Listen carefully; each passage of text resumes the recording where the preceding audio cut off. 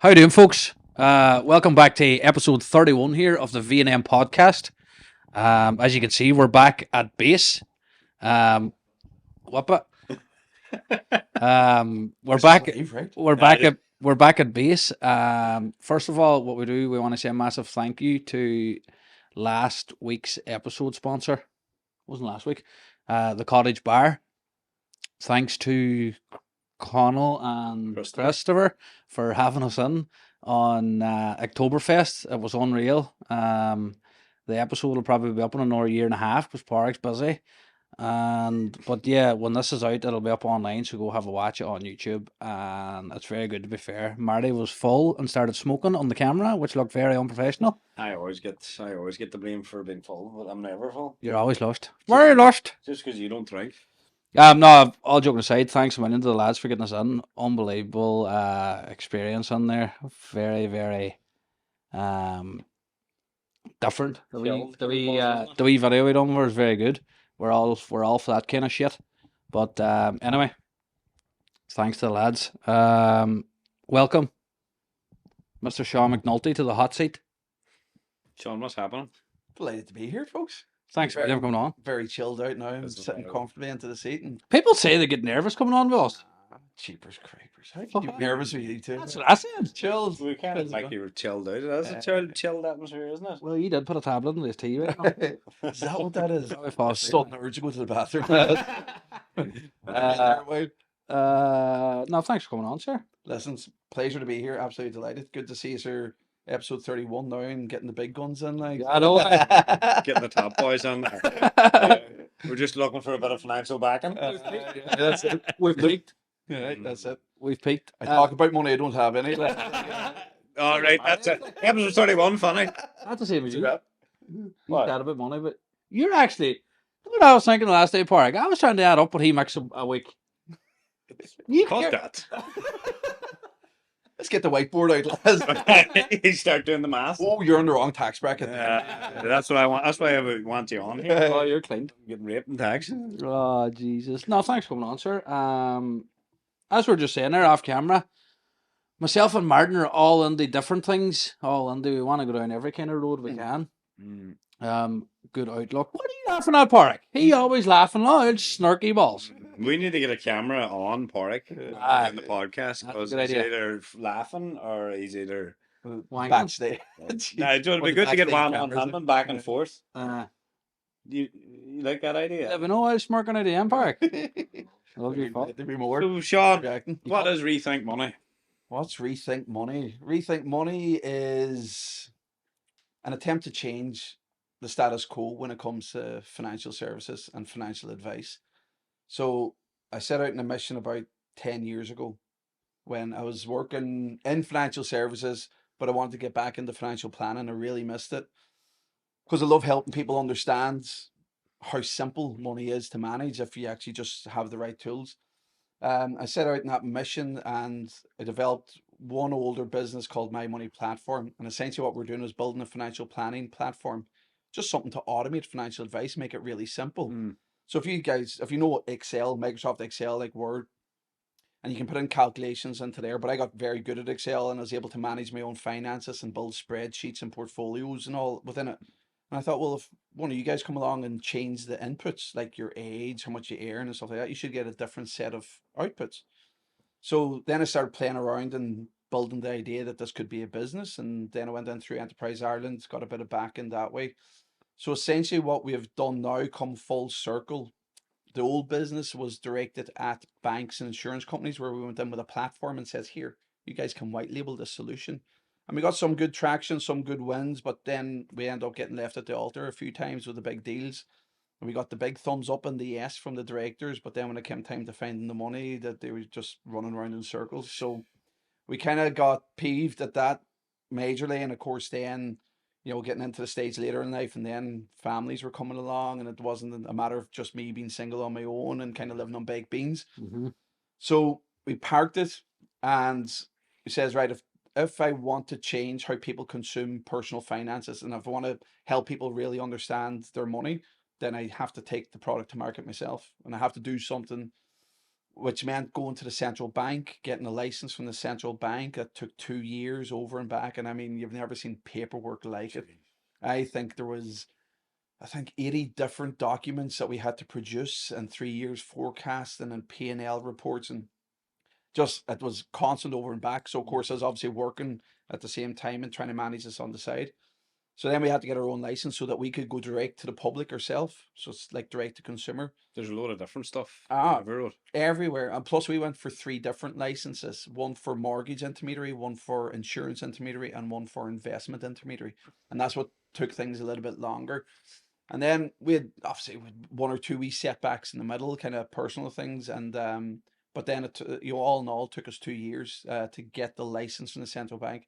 So essentially, what answer your question? You see, I go off on tangents. So essentially, what Rethink Money is a digital platform, digital financial plan, free advice for everybody. So what we're doing is building a platform that replaces financial brokers, because whenever you have a financial broker, you have a cost. Whenever there's a middleman, there's a cost. Now, more often than not, they're not talked about costs, and they're hidden commissions, and they're wee sneaky trails. And you know, typically when you try and get a financial plan, you'll go into an office and you'll sit, and the salesman will start talking boring jargon and give you a 30-page dossier and go, "Oh, this is your financial plan and you have to do this." And you leave the meeting none the wiser. Yeah. So what we wanted is a really simple solution. Jump into the platform, answer 9 questions, just click of a button, and there's your financial plan. So cut out the mess, cut out the boring processes, and just change how people act towards money.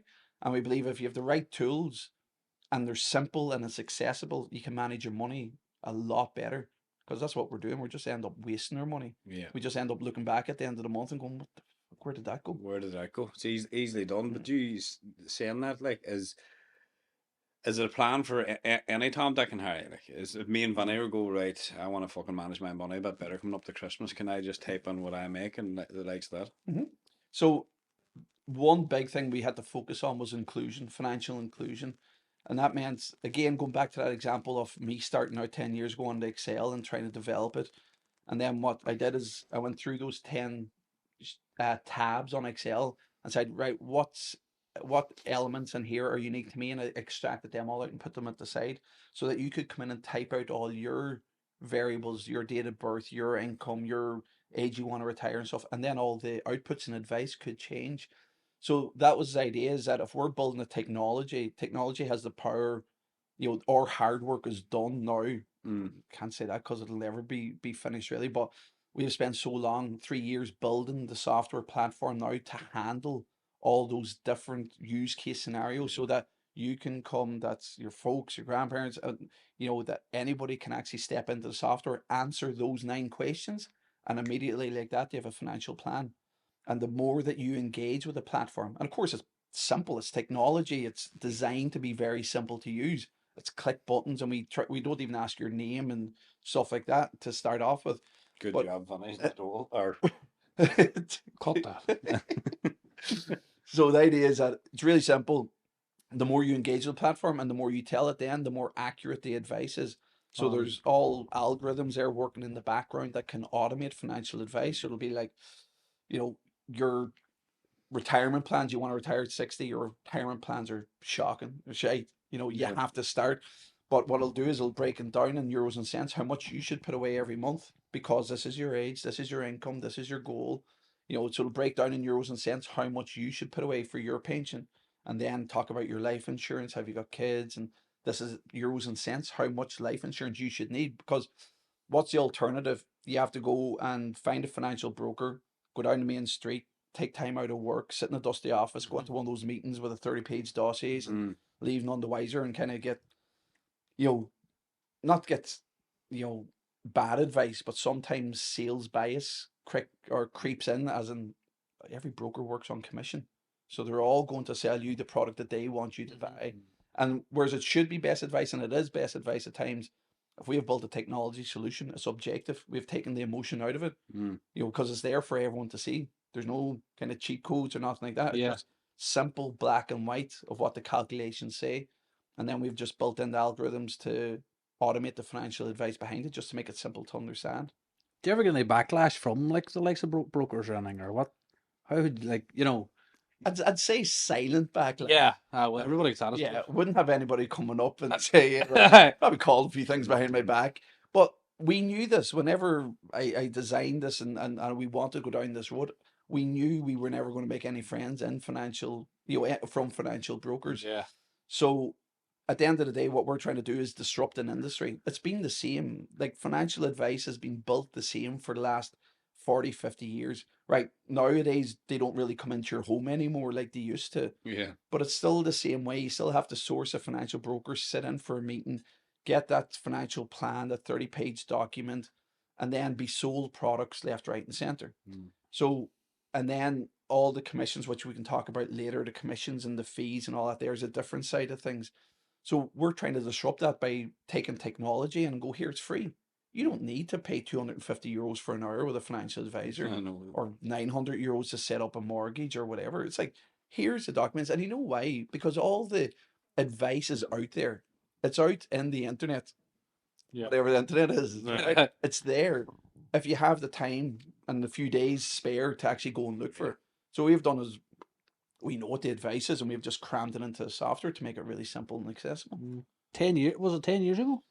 10 years ago, I had long hair and a big beard, and yeah, that's all gone by the wayside now. So 2013, yeah, I was working with in a hedge fund at the time in capital markets. And again, I missed the financial planning side. So I kind of had these grand ideas. I wanted to get into kind of hedge funds, and that was it. I wanted to live the Wall Street life.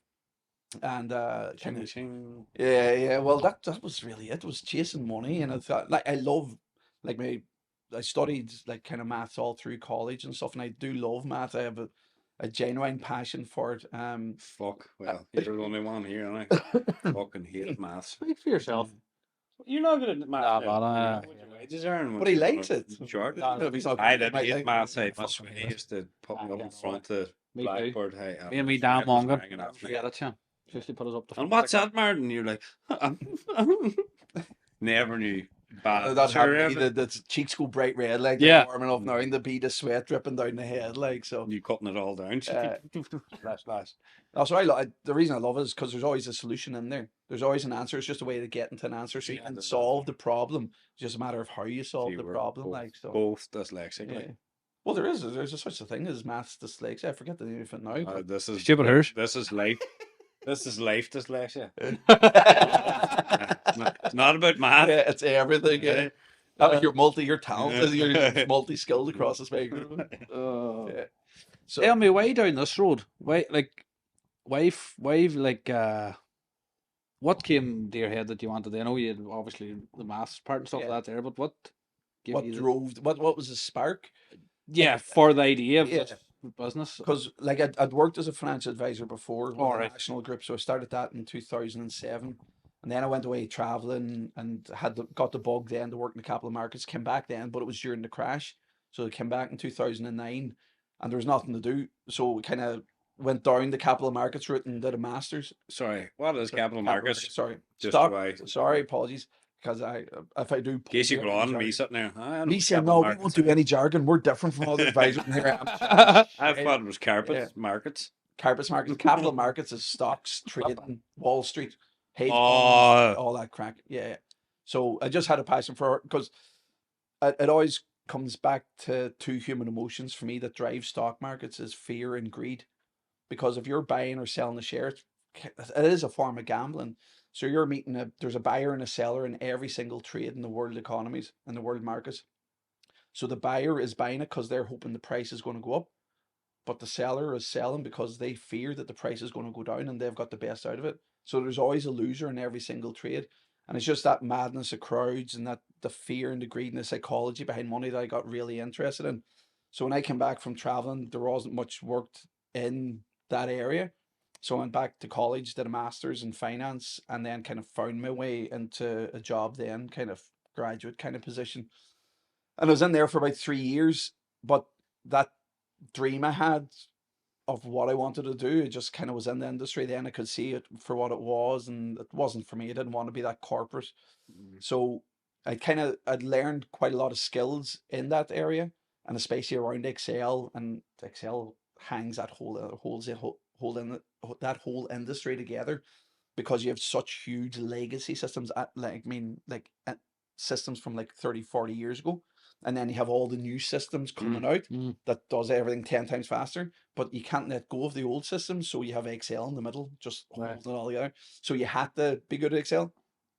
And then it was about that time then that I wanted some financial advice myself, and I went and got 2 different brokers.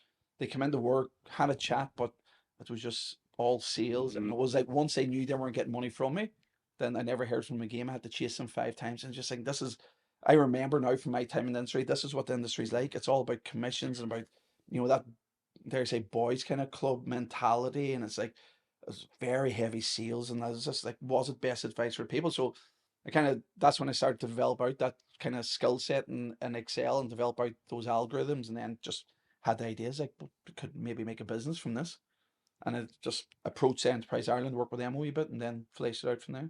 Seems like the broker, not anybody in particular or individual, that they don't care. Not that they don't care. Well, maybe that they don't care, but it's their job. Do you know what I mean? As you say, it's a sales. Like they're just after you to sign up here and there, but would you just have like the care?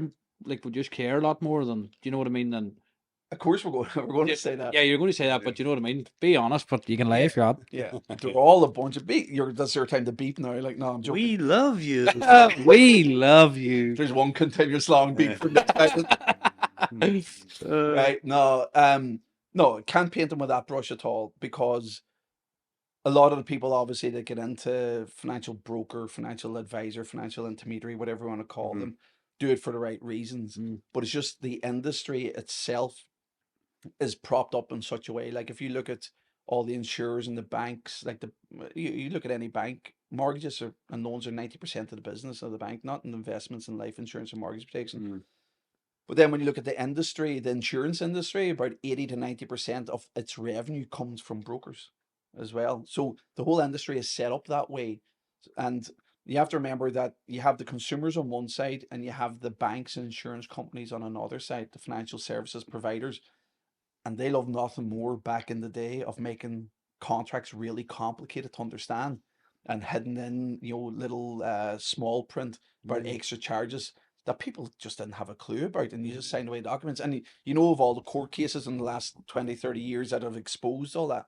So what happened is those two either side, and then you had the intermediaries in the middle come up and just invent themselves. And they're like, oh, we understand that, we can make it simple for you. But of course, where there is a middle person, there's a cost associated with it. So I can't say that we care any more than them. I can say what we care a huge amount. We kind of talked a little bit off air about mental health and the association with financial stress. And I put up this video on World Mental Health Day as well, as I couldn't sleep right if I knew that, even if one of my friends or somebody I knew had mental health issues because of financial stress, and there was no solution. Something as simple as a bit of software there that could actually say, punch in your details and here's the steps how you get out of trouble. When it comes to your debt, here's what you should do.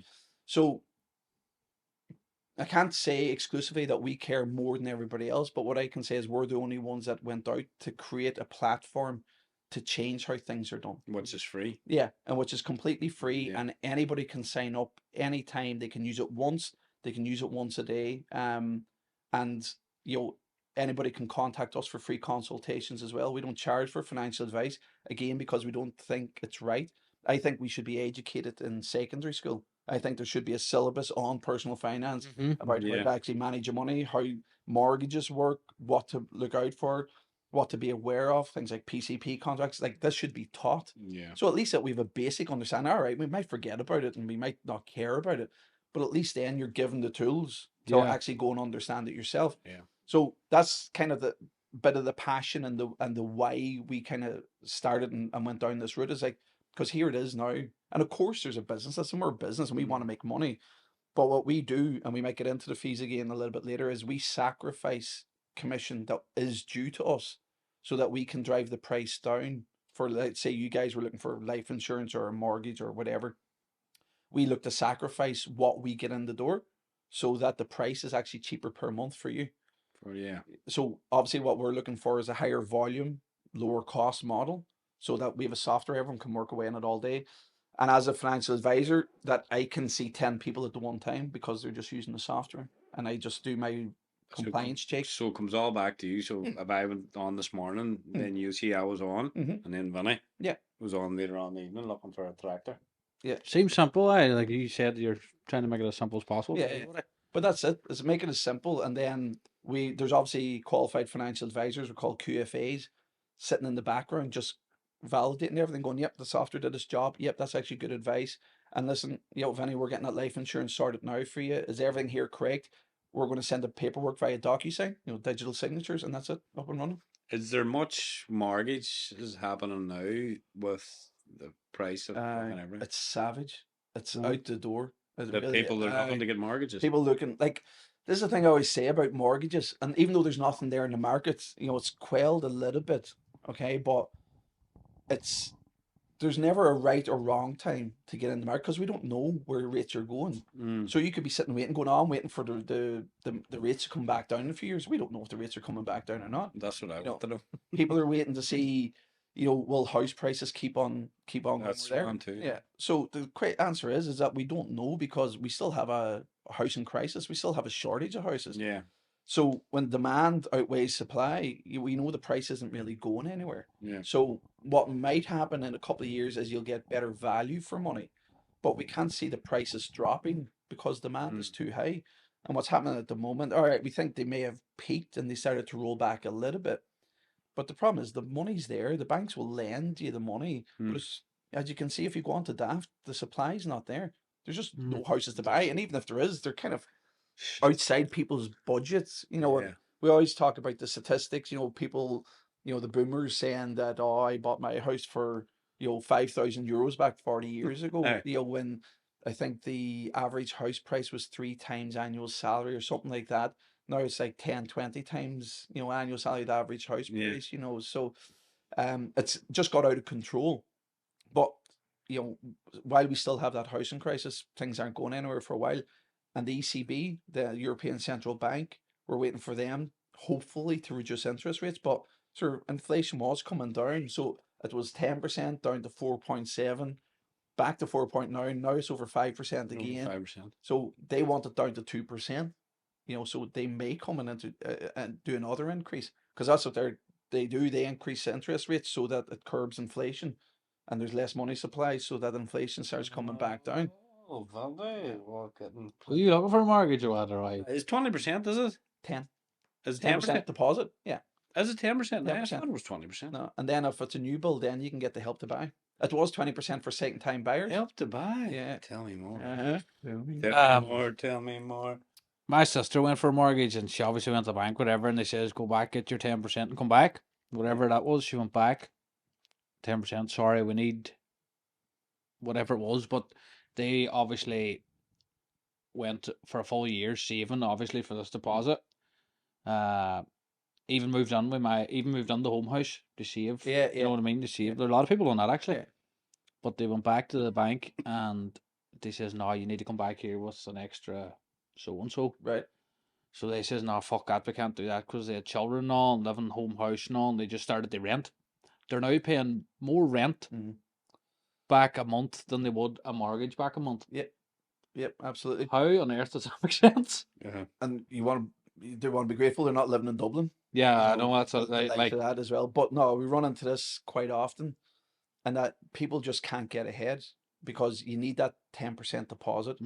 But it comes down to 4 simple calculations. You know your loan to income and loan to value, so you can't borrow more than 90%, and they won't lend you more than 4 times your salary. So those are easy when you put in the figures. But then they want to see A, can you afford it? And B, will you repay it? So there's a couple of calculations in there, and it's probably the affordability one. You need to be earning so much a month to sustain yourself. So your cost of living, okay, so it's 1575 for a single person, add on 500-600 for a couple, and then 275 for each child. So if you factor all that in, and then any loans that you have on top, and then the new stress mortgage amount, you still need change out of your income. So that's what catches a lot of people. And again, we have a calculator on our system that just kind of spits that out for you straight away.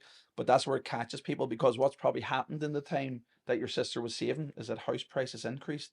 So that the 90% mortgage, it was more than it was back at the start of her saving process. and then the cost of living banks have changed their lending policies and all now. So it's hard, and it's really hard. I hate giving bad news to people when they're coming in, and that, you know, people close to me as well that have been and going, surely you can sort this out. Sometimes when the figures just don't add up, they don't add up, and you have to figure out a different way. You have to go and tell them you need to apply for a house half of what you're looking for, because that's what you can afford Yeah. at the moment. It's a big fucking, it's a bad old buzz that. It was a setback for them, like, Aye. because they did, as I say, they moved into the home house, they had knuckled down, saved flat, Aye. and then they go back and say, like, more or less, nah. Yeah, Like, yeah. it's a setback more than anything, like. But that's the problem as well, is that there's a problem with inertia, whereas people just stick with their bank because they got a free goodie bag whenever they went to college and they opened a student account, and now 30 years later they're still with the same crowd. It's not always the best deal. You always should go to a broker. Now, whether it's us or somebody else, we don't care, but you should go, because the broker's job is to look at the market and actually go out and find the best deal. And then different lenders, like there's not just the banks as well, there's the off Main Street, like there's like a Haven, which you don't see in Main Street, there's ICS, there's Finance Ireland, they're all massive lenders that aren't banks. So there's so much more options that people can look for a mortgage, and every one of those providers has a different lending policy. Now they're all fairly the same, but where you get the door closed in your face with one bank, other bank might be lending and say, okay, yeah, we don't care that you went bankrupt a few years ago, as long as you have good habits and stuff now, you know. So, but yeah, it's Next one. yeah, there's hope. There's hope yet. Marty's from No, the Paddy but Bar. the price everything's fucking mental at the minute, and trying to save 10% on top of what everything else is going on with wains and all. Yeah. It's fucking mad. I trying to get the deposit for the, like, on top of everything else. Exactly. It's tough, like. And I remember a boy saying, and I was mad that he says it up at work. He goes, another wain is like a noose around your head at the minute. That's what he says, and it's fucking mad thinking about it. Like, Yeah. so it is. Like, Yeah. Where's Johnny? Where's Johnny? He ripped. But Oh, jeez. I don't wear them now. Oh, we've gone down that road, have we? I know. That's pretty We know quick, you- like. Jeez, hey, we're fucking team. You're right. I get Marty that. took I two You not times. hear the rabbit running? We could hear the wee wheel go round his head.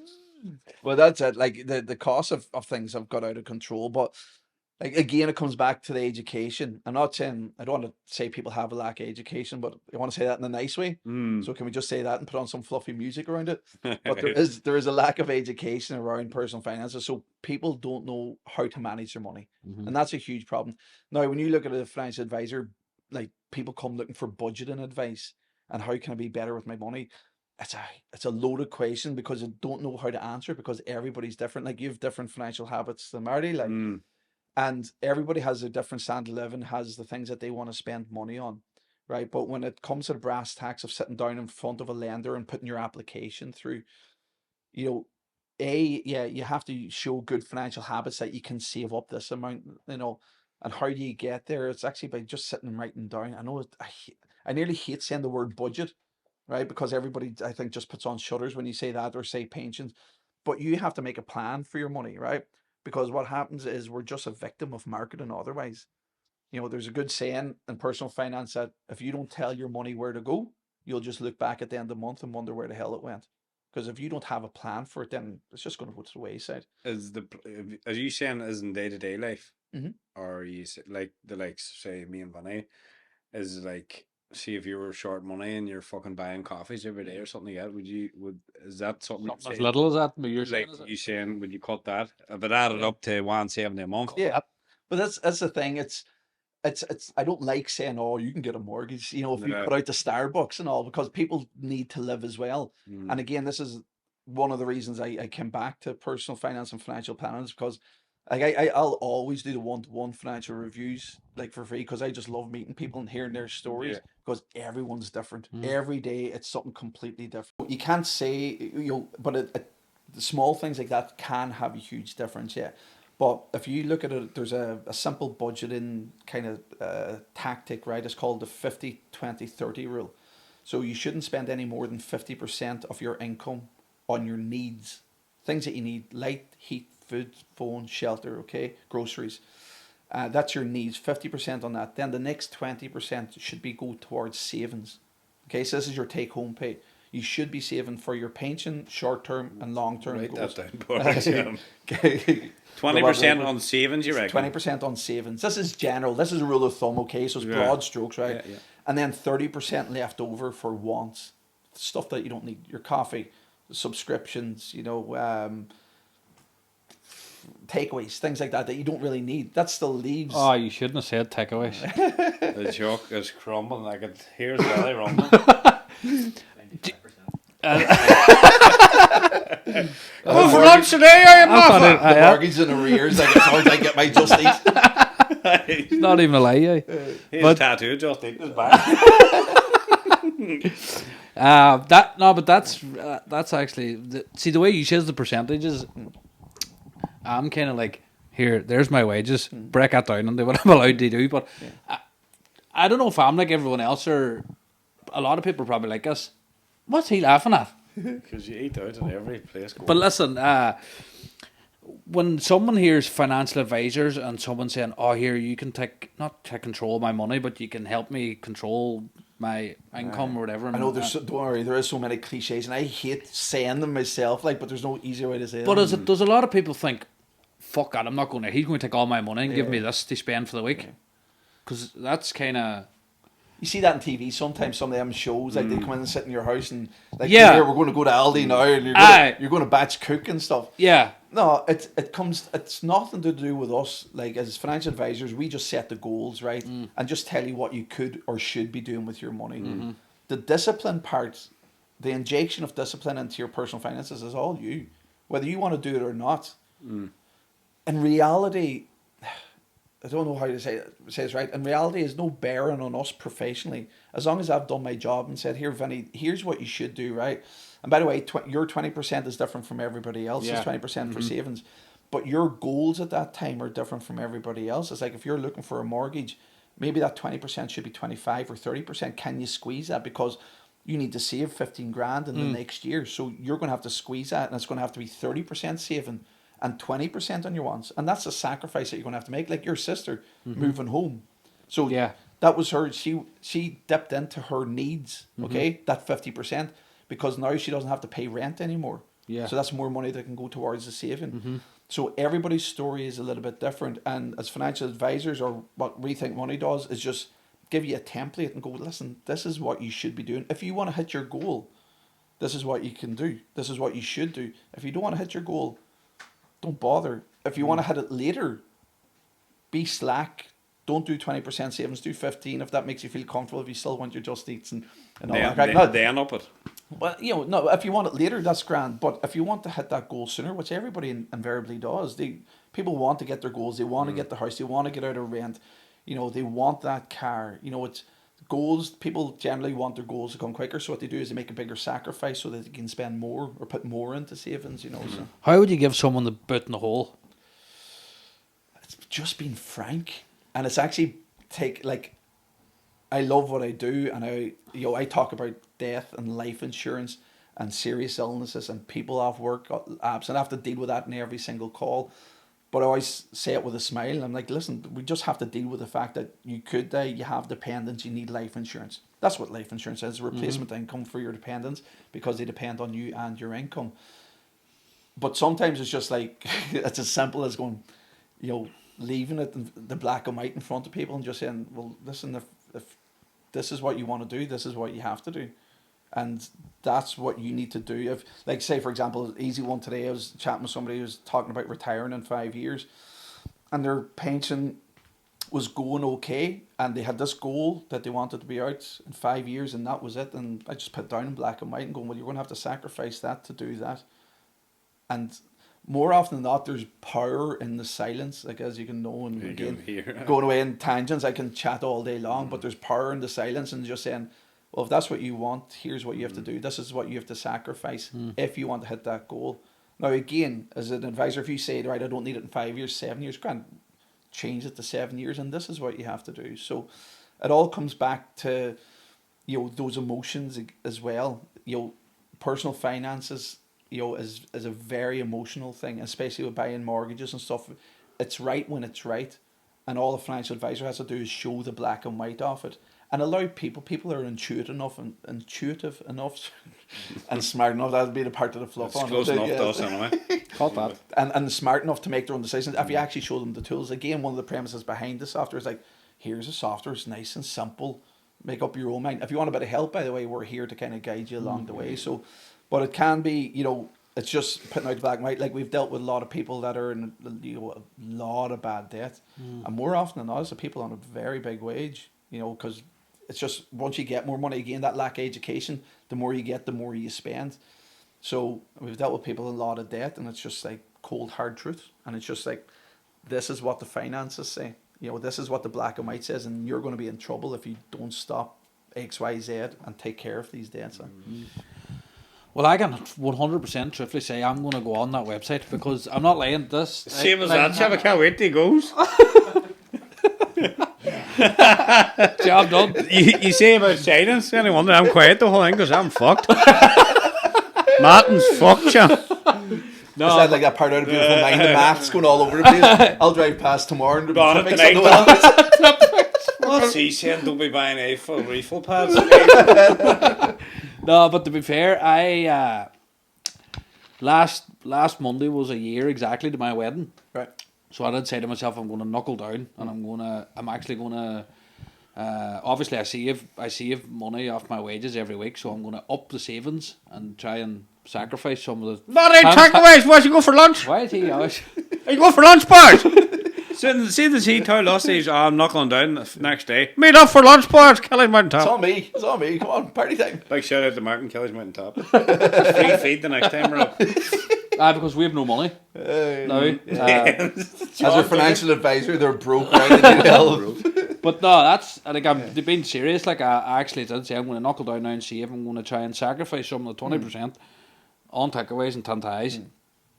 But like, but I think if I have something like that, it would be definitely. It shows you. If you're looking at it, because there is times like, all right, when I'm working, I should definitely manage my money more as like I'm self-employed, so my expenses, like I'm really silly, stupid, like just like diesel, kind of like diesel. Every like I'm one of them guys that drives around with light flashing at me. Right.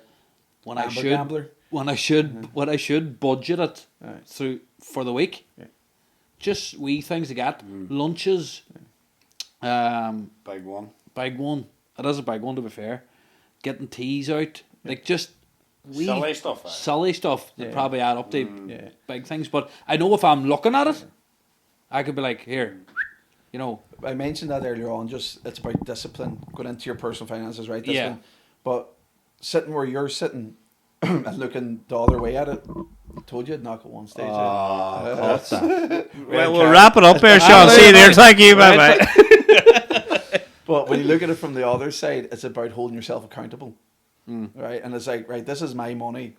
I've worked my ass off to get it. I've worked long and hard. I've paid the tax man everything. If you're earning over 42 grand now, over 50% of your money is going to the tax man.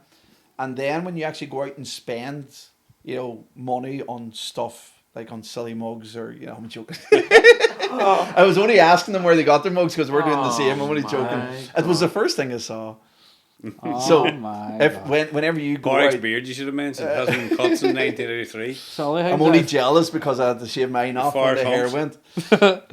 So when you actually go out and spend money on things, then you're paying the VAT on it. So you're paying the tax man more money. Yeah. So much of your money goes to the wayside. And if you actually sit down and go, well, I want a wee bit more control over where I spend my money. Because what happens is money comes in, money goes out. And I swear, 8 out of every 10 conversations I have, people are just like, I'm like, where's your money? And they're like, Yeah. I don't know. I really don't know where it goes. I'm like, yeah, but your household's bringing in 100 grand. And if I was, this is what I have a conversation with everybody about this. I'm like, right, if you want to save, like, you're earning 100 grand in your income and your household, right? And your 2 parents and your 3 kids. If I was assessing you for a mortgage, the lender applies benchmark spending. So they say this is your cost of living, and they apply the same to every person or every 5-person household, right? So they just use benchmark spend. They don't really care how much you spend on teas and coffees and stuff. They're applying that number, and then what you figure out is going, right, there's your number, right? Let's say it's 3.5 grand for this family. and then your rent's 1,000, so there's 4.5 grand. And where's the rest of your money going? And people are just like, I don't know, and you've no loans, but there's 3 grand unaccounted for, whatever the case might be, and they're like, we don't know, we just spend money, like. It's true, like. So it's a matter of, there's another good saying about when you actually want to start saving and get goals in place and be smart with your money. One of the good expressions is pay yourself first. Okay, like running a business, you should look after yourself. You're the prime person, and get yourself paid, then worry about staff. But the saying comes into, whenever you want to pay yourself first, yourself is your savings, right? Your long-term self. And it's about your savings goals, your pensions or whatever, that 20%. When you get paid, get that 20% going out in a standing order, put it away to a savings account that you don't really have access to, put it into an investment plan, put it into your pensions. The money's gone. Straight away. It's gone. So you have to pay for your needs. Yeah. That 50% has to go on your mortgage, light, heat, groceries, phone. Leaves you with no other options. That was your kind so of then you have 30% left to budget for the month, and then you'll see yourself spending less. I'm one of those guys that say, do you know what, I worked hard for all week. I want that fucking PlayStation game. I'm going to go and buy it. Yep. Do you know, you could be dead tomorrow. That's what I keep saying. But I really, really, when I sign up, I actually do think if you are looking at it on your website or whatever you're looking at, your sheet platform, whatever, like, I don't even do it yet, but it looks a lot clearer if you are saying this needs to go there, this needs to go there, and because I do be out, you do be thinking, sure, fuck it, it's only, It's but that's only... important, and sorry to cut across, Vinny, it's important that you treat yourself. Like, it's not, nobody's saying that everyone has to live like a hermit. I hate the fact, because everyone has to live, and you need, if you want your coffees, have your coffees.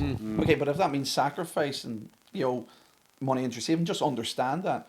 So have those treats and rewards, so that you're like, if I'm gonna, if I'm gonna buy a house in a year, I'm gonna save my absolute ass off for next year. This is a sacrifice I'm making, but the reward is I'm getting a 70-inch TV. Yeah. And that's my reward if I do this, and have a goal for it at the end. Have a goal for So it. it could be big and it could be small. But there's another interesting point, and you'll like this, Vinny, because I feel you're getting hooked on the numbers. We have applied something called gamification into financial planning, and we're the only platform that ever does it. So as I said, you answer 9 questions and you get a digital financial plan, and that's essentially a series of mini dashboards of like your life insurance needs or your retirement needs or your investing needs. But in each of those different areas of your finances, we apply a score, because now we know the health of that area. So we know what your goal is versus what you're doing, so we can grade the health. How far apart are they? So there's algorithms working in the background that can quantify the difference and apply a score. So now you've got a score for your retirement plans, which might be poor. And then we can show you steps how to improve that score. But then if you think of the whole platform overall, then we aggregate all the scores, and we have a weighting system. Weighting as in, the weights, not waiting as in wait 5 minutes. There's a weighting system per the significance of each area of your finances working all in the background. What I'm trying to say is, ultimately you get one score for the overall health of your finances. Right. And what we have found in testing is, once you know that one score, you might never come back to the platform, but you'll always remember what your score is. Always remember that. Because you just apply it. It's a percentage score, and you just think 39%. Oh, I just failed. Oh. Yeah. It's like going back to the math class with Sweetie holding your account, like 39%. But then obviously what the platform does, going, right, you're on 39% now. And over time, when we have the data, we'll be like, listen, most males in your area are on 65. Here's how you get to 65. This is your steps now. You need to get life insurance because you have a kid and dependent. You need to start your pension and do something with it. And then you'll be able to see, here's a list of how I can increase my scores by starting X, by starting Y, by starting Z. And you're not going to do it all overnight. Because no financial plan is ever fixed overnight. But it's like, I'm going to do that now. I'll do that in 6 months. I'm due a pay raise next year, and I'm going to take care of that then. At least then you know. That there seems to be a very good way for someone to reach a goal if they're after it. Like Steps. Steps. Actionable steps. So say my wages was 1,200 every 2 weeks. What's 20%? That's twice that. 1,200. Huh? Twice that you do. What's 20%? 140. 140. So 240. 240. You should be putting away 240 off that wages. If you're taking that's your I'm take fucked. home. I'm gonna leave. Yeah. Right. Good luck. No, that's. But that's even for short term goals. So that's a fortnight. Fortnight. Right. So you have to multiply that by 2. Well, not actually 2. There's a weird calculation because there's more than 365 days in a year. There's more than 26 fortnights. So what do you say? There's more than 240? Well, yeah. So if you're per month, Oh, sorry, every 2 weeks, sorry, yeah, you put away the 240. 240. Yeah, every week. But every Nice. month then it's going to be over 500. 480 a month. Yeah. There's an interesting number for you. There isn't 52 weeks in a year because 7 doesn't go into 365 evenly. There's 52.18 There's weeks. 53 Sundays though. Depending on the year, maybe. But there's Any other crack 52.18 for it? weeks. I'm lost here, Sean. But I heard a man that worked 53 Sundays in a month, like, and there's only 53 weeks. Were you drunk? No, in reckon. Here's an easier one then. There's 365.25 days in a year. Me and you'll tap on, Park. Is that because I stayed back a year? The whole world tilted. It's because a leap year, you have to take it in average of 4 years. We were actually at the event there the weekend. And we're at a table of people that are. Someone says, someone asked you what age you were. I made up mommy. Somebody says, what age are you, Mary? Says, I'm 36. But no, what did you say? I'm 30. Or what? I should be 37, but I Well, stayed Steve- back a year, so I'm 36. The whole table were buckled laughing. It was brilliant, sir. Oh, it was clear. I use that one in a lot of things, but no, it is interesting to to know what you should be putting away. I can say I am very bad and I do need. Your balls deep, are you? No. What? Your balls deep in that plan, eh? No, but like Give them like socks, eh? I do need financial advice 100%. I could 100%. I'd just say it because I am. It's not that I'm careless. I do buy what I want. I do get what I want. Not that I get what I want, but I work and then I can. Yeah, do you know what I mean? Yeah. Like if I want, I'm one of them guys. If I see something, I need it yesterday, Yeah. and I will buy it. Like if I think I work hard enough all week, so I'll go and buy it. But I definitely from last week was a year to my wedding. I was saying, so I'm definitely knuckling down now, and I wanna save as much as I can. But it's been a week, and I haven't saved any more than I did the week before that. So I do need a bit of help. Do you know But, what? like, this is the thing. You're in the majority. Like, 99% of people, do need financial advice. And it's not a bad thing to say, oh, I need financial advice or I need financial help. Again, we're not told how to manage our finances. So everybody needs some direction. Whether you choose to take that direction or take that advice, it's up to you. Yeah. Again, what's that expression? You can take a horse of water, you can't make it drink. I know it's very brash and all, but we can, financial advisors or our software can just show you this is what you could or should do. It's up to you to actually go, I'm going to do. And you know what? If I meet 10 people and 10 people say the same thing, guarantee maybe 4 or 5 of them will take the step. And then I'll be having the same conversation with the other 5 or 6 in a year saying, you didn't start, what's the problem? Just couldn't be bothered. Yeah. If you had told me before you explained your website there, I would, and you said to me, right, you're going to a financial advisor tomorrow and they're going to sort you out, I would say not a fucking hope. I would say they're all going to take my money and they're going to leave me €20 for the rest of the week. That's not even a lie. I'm going to be brutally honest. That's brilliant. And when you put that out, when you actually put that out in Yeah. front of me now, I'm actually 100% going to. Same as that, as you broke it down to the 30%. That's Aye, but I 40% just- that. It's like I just think if I see it, I'll be able to do it. Yeah. Because now I can't see it. I can't see my money. I can see my money in my bank. I know how much is in there. It's just where do I put it and when do I put it there? It's kind of like what we're trying to do is very brazenly and not hiding or anything, just slip it in front of you and just say, here, have a play around with have it. a go with this. Financial advice, it's there. By the way, if you need to do anything or start any policies, we'll make sure that you have the cheapest rate in Ireland and we'll take care of you and we do all the paperwork. And do you want a half an hour consultation free with a financial advisor? Yeah, grand. So what we're trying to do is obviously just present that to people and say you don't have to do the old way, because the old way of financial advice or financial plans is go to your mum and dad and ask who their financial advisor was, and then go meet them in their big office, and then again sales bias, sales tactics, they all have targets to meet. And this is the way the market's been built. And again, going back to that, us versus the market and trying us to do things differently. The way financial advice, as I said, the market invented itself. And what happens normally is that you go in and learn the ropes from a company and you become the number 2 guy, and then the senior guy retires and you have to buy the book of business from him.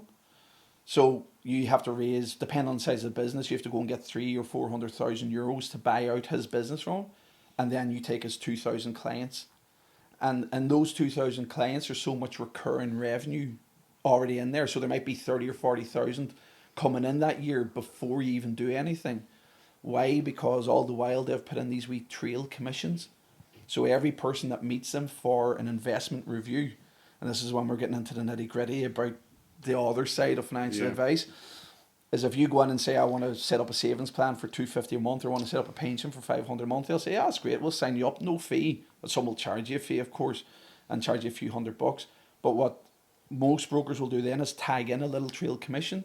So when you're paying a fund management charge to the likes of Aviva or Zurich, what happens is the broker will sneak in a little 0.25% or 0.5% for them, and they get that paid into their broker account every single year, even though they might never see you again. Do nothing. The idea is that it's supposed to be for annual financial plans, but we know that doesn't happen. So we made a stand to say that we'd never charge trail commission or renewal commissions, these little commissions that go in. Plus as well, brokers can take a bigger commission up front, and that means less of your money actually goes into the fund. It's called the allocation rate. So again, by us being very open and honest about this and going, well, we'll make sure all your money goes in and all your money stays in there. You know, again, that's a bit of us sacrificing the commission just so that you can get better performance on your investments. Less raping done. Well, that's one word for it, like, you know. So well, more or less like the government duty, which is through, like, you know, budget. But again, avoid less tax as legally as you possibly can, and that's what it's about. And in many ways, that's what financial planning can do as well, is you're going to pay all this money to the tax man. As I said, you're wasting so much of it, giving it away to the government. There's actually ways that you can take it back from the tax man. Pensions, income protection, products like that. Yeah. So like for every €100 you put into a pension, if you're paying the higher rate of tax, they'll give you back €40. So it's a way of you actually saying, well, I'm not giving you that money anymore. I'm going to take it for me and put it into my pension, and then let that grow out of control, like, so, in a nice way. No, Martha. I just want to sign up to this website here. You're only one line there now while we're sitting here. Can you get on there? Up, perfect. Put it up here. Porrick, is that corner of that picture on the screen? Yeah. Oh, wait on, I'll take that down. Just put his link up there. Rethink Money. It's going to be flashing the whole way through, right? Flash the whole way through. Christmas. I wrote down the board there. What, all right? Christmas money struggles. A lot of people, obviously, at Christmas time find it tough. Yeah. And not only, what we were saying earlier, I said a lot of stress. It's a lot. Obviously, Christmas can be stressful enough without struggling with money. Yeah. What advice would you give someone to coming up to Christmas? And would it be?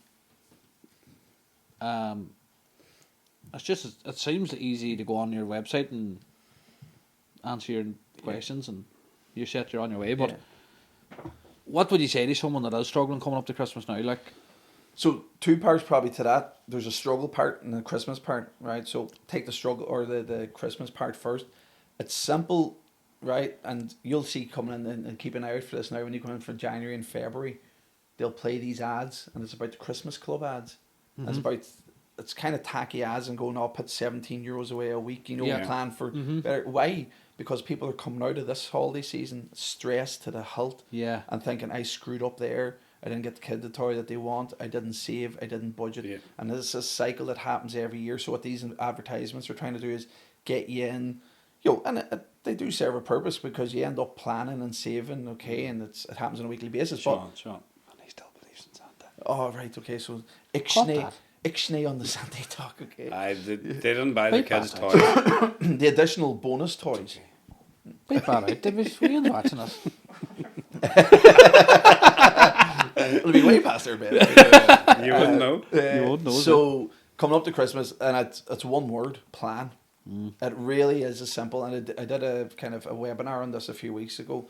And if you think now that we're in October, right? So if you think about the majority of people that have 2 paychecks now before Christmas, and they might get paid before Christmas or not. But what you should do, and this is a part of starting that sacrifice and actually sitting up and going, right, I have X amount to spend at Christmas. Where's that money coming from? So if you write down all the toys or whatever you have to buy at Christmas and what your budget is for each. So write, simple as a piece of paper, write down everything that you need to buy and what you hope to spend on it. Then leave a bit of a space for what you're actually going to, what you end up spending. But then look at your paycheck about when your money coming in.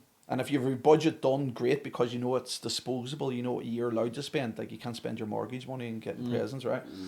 But, you know, over the needs part, over the 50% needs, it might mean 0% wants for a month or two. But you write everything down, you say, right, here's my budget. This is the food I have to buy. This is the beer I'm going to buy. This is the cost, right? I can't buy the food and beer until buying a beard. Now you see, I miss beard. You can't buy the food and beer really until Christmas time, okay? Yeah. So that's coming out of that paycheck. But what can you buy now in October? What can you buy coming up to Black Friday? To ease and the pressure deals? on yourself. And it's really about kind of spreading that, because it's going to be stressful if you have to spend a lot of money. But then I could go into the little small things about, you know, you don't have to spend so much. Like, people think there's this obligation to spend 50, 100 euros on everybody. You don't have to spend as much, budget it. And again, when you write it down, you know, if you write down a list of all the gifts you have to buy, it could be 1,000 euros worth of gifts there. And then you're sitting going, oh geez, that's not going to bloody work. I don't love them that much. So let's spend 500. At least then you know. And then it's written down in front of you, and put it up in the fridge or whatever you want to do. You know, Tick it off. Yeah, plan and tick it off, but try and spread it now over the next couple of paychecks, so that you're not running around on Christmas Eve after getting paid last night and just wondering where the hell this money is going to come from, and then just buying all that, you know, the Boots gift sets and all 3 for 2, and that'll do them, and getting split up with a panic. Like, so plan it out as much as you can. I'd say money is the most thing that causes stress in this world. It's it happens to me big time too. Yeah. When you're trying to fucking balance out money and all, but that is, I'd say, massive stress and mental health problems with money. Do you ever come across that, or?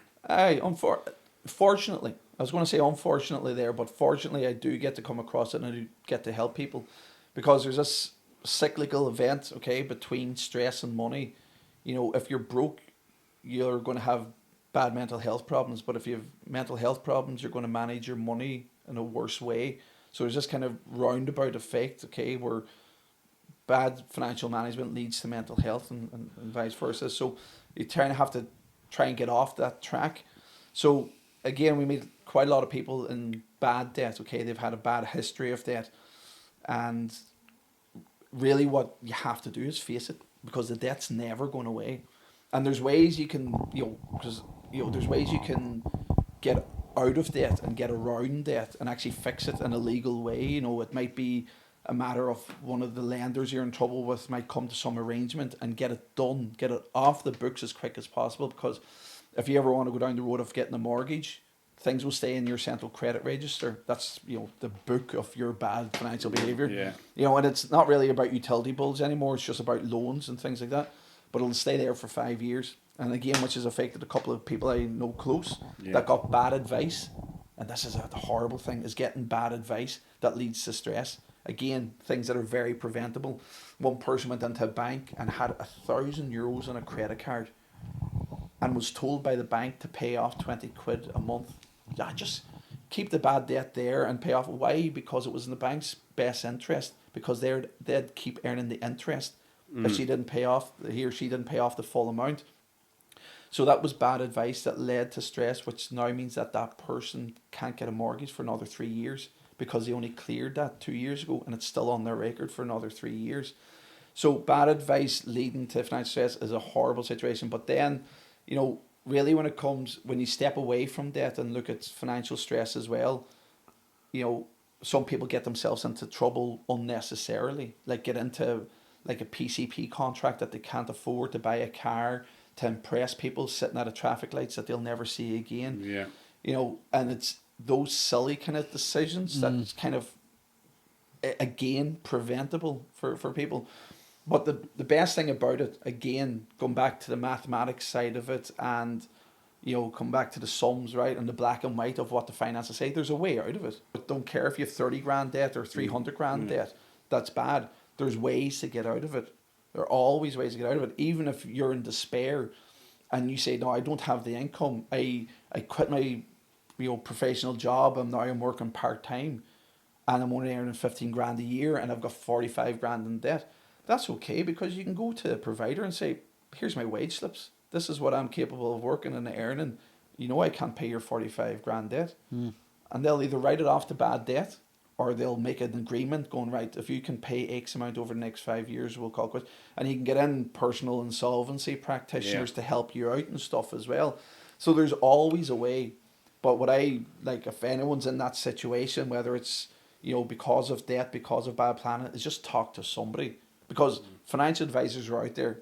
We give free financial reviews. There's other guys that will give financial reviews. I don't care if it's about debt and there's no business in it for us. It's helping them. I'd love to help somebody because I'd hate the fact that to think, because obviously you can talk about serious mental health issues and people getting into despair and people taking their own life because of financial stress. It happens, That happens. But when you hate to think that you're a financial advisor and you just turn somebody down because it was only talking about debt, and then something like that happened. Something like exactly, yeah. So we do, because we're, I suppose, professional in that field. We have a sense of accountability where, well, especially for us at Rethink Money, the door's open to anybody. Have a chat, get 10 minutes advice, and then get on the right track and get out of it. Even that, if somebody does go online and see free consultation, that might help somebody get out of fucking hole. Well, that's it. And then people might think, oh, I'm not bringing any business. It doesn't care. It doesn't matter. Again, I'm in this for a specific reason. The why for this company is to help people understand their personal finances better. It's to help people ultimately. Yeah. Yes, it's a business. Yes, we want to do well from it. And, but ultimately, it comes down to helping first. Yeah. And there's a great book by Simon Sinek. If you've ever read it, it's called Starting with Why. I think when you're in business, I think ultimately you can lose your way so many times and pivot and go down holes. And we've got more than enough of rejections to do us a lifetime over the last 10 years. When we went to try and raise money and went to the banks and looking for these big deals. But if you stick with your why, and if you always come back and ask yourself, well, why are you doing this? And that if that's concrete, then you'll always win. Was there ever a time in them 10 years you were like, fuck us? Because it seemed to be a long way to where you are now. I'm going to go power washing houses. Something to that effect. I would have done. Do you know what I mean? Like it seems like a long road and a long, like a tough road to get here. But was there ever a time where you were like, do you know what? There was never a time before you read that book. Actually, it seemed to be. Why? There was never a time I wanted to quit.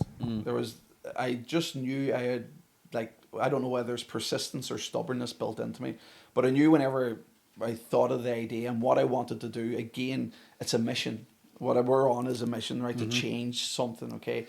And I didn't care if it took us 5 years or 20 years to do it. Now, I thought we'd be up and running in 6 months. Exactly. I was actually if I was starting something. But there was pivots, and no matter how many times mentors we had through the way in Enterprise Ireland were like, listen, this isn't going to happen for 2 years. And I had a chat with Colm Lyons, who's one of the kind of big fintech guys in Ireland, like financial technology. He had an exit from RealX payments. He sold them for 119 million, and he owned 80%, I think 80%, 89% of it. Colm's very genuine guy and very straight shooter, and he says, however long you think about going into fintech or how long your project's going to work, multiply it by 5 at least, So there was times, obviously, there was a series, I think in 2019, where we had got the knockback. We had a big deal on the table with Ulster Bank, and they'd given us the yes. I can say brand names, right? Passed all over the money. They're gone now. So no, don't deal with that way. That's what I'm going to ask you off Disclaimer. camera. I still have an overdraft for them. Or, an overcab muscle. Overcab muscle. So we had a big deal first with Bank of Ireland, and then they changed their CEOs and literally stopped answering the phone to us.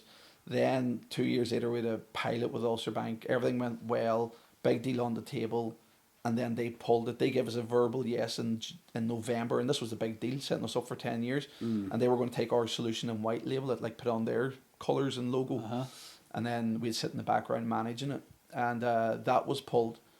So the same week that was pulled, we won a national competition with An Post, because they were coming to the market with mortgages. If you remember, they were kind of talking about it. And they wanted a software to best connect with their or with their target audience. So there was a competition across Ireland and UK, and we won that. We thought, this is great. So Ulster Bank door closed and Post opened. A few weeks later, they changed their strategy. They pulled out of the mortgage market because they couldn't get their money, and they left us by the wayside as well. So, and then we were 2 weeks later, I'm pitching with AIB, and we're like, oh, geez, here we go in the merry-go-round again. I was like, this is, at that stage then, we just says, you know what, this route isn't working. That business-to-business route isn't working. Yeah. So we're going to have to call it quits on that. But we always knew that we were going to go a different way. So we had a big pivot out then, and we said, the only way we're going to do this is taking it to market ourselves. And there's comfort in doing that because now I have full control. Now nobody else. I'm not, the other reasons that we got no's at some of the institutions was because of personnel changes, was because of politics, was because of budgetary constraints. We got all the excuses of the day. But now if I had my own business and I could do it my way and I had my own license, and nobody's going to stop me. Was that rejection now wild hard though? Nah. When you're so close? You know what? I'm not going to lie. It was wild hard because we were waiting on it. We were just waiting on the check and the money. And the sign off had to go to the board meeting at the end of the month, and we got the verbal yes. What happened is we actually got 2 yeses because one head of retail bank left and another one came in, so we had to repitch the whole thing, and we got the second yes, and then it was like, it's not going to happen before Christmas.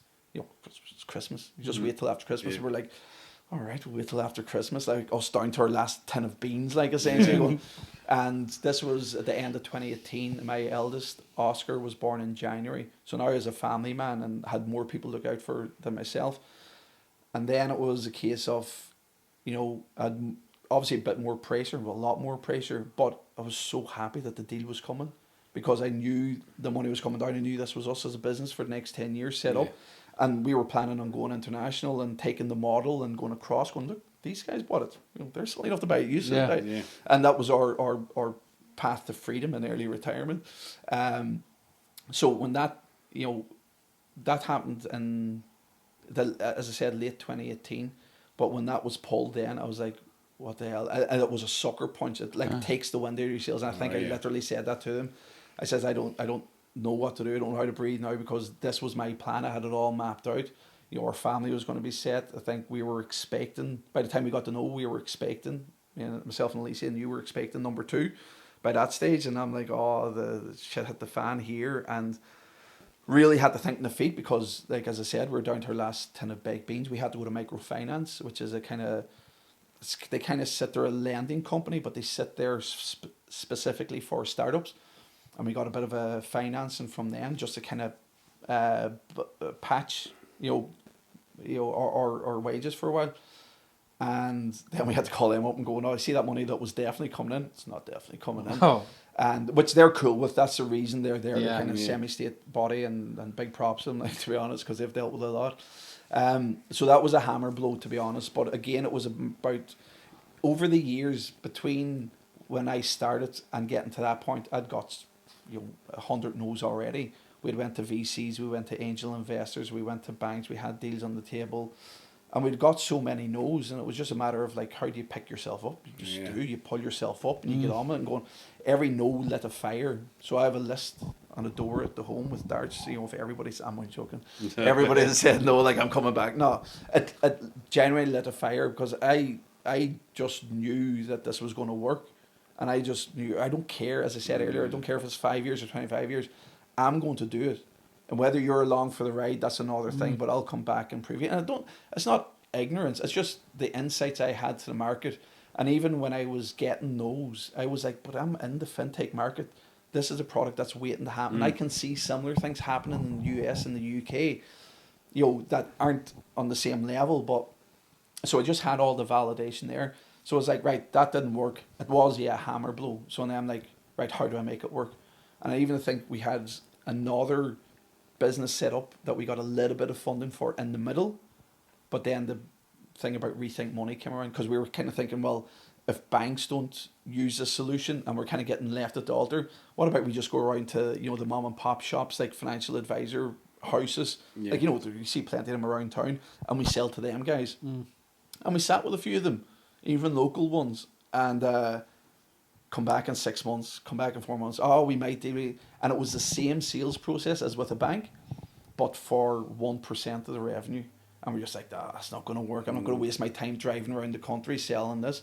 So that's when we says, no, this is the way we do it now. Rethink Money, and that was a way of, we knew that was 2019 then, that it would take us a couple of years to get the license to get from the central bank. So we just knew that we'd have to sit back and kind of bide our time for it. So, but we did it, and yeah, we're here now, and we're live and kicking, hopefully, and ready to scale is our big word now. Kind of ramp up with our user numbers after this here.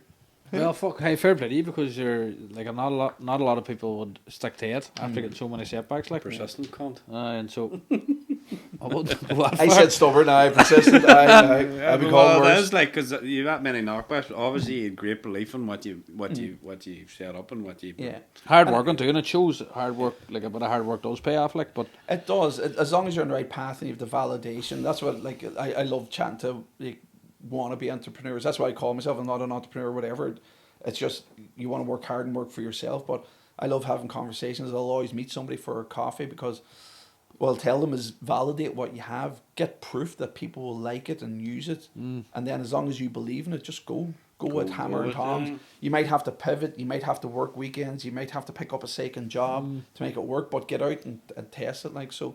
But it's all there. It's all there if you want it. But obviously the love of a very supporting wife, because as much as I've been through it, she's been there at the side. Yeah. And I'm making decisions now that affect the income of the family. I'm like, I'm going to go into startup mode again, whereas I was working in a couple of different jobs for average enough pay, while I bided my time, because I always had this working in the background. But then there was never a question of like, are you sure? She never once asked me, are you sure? She just knew.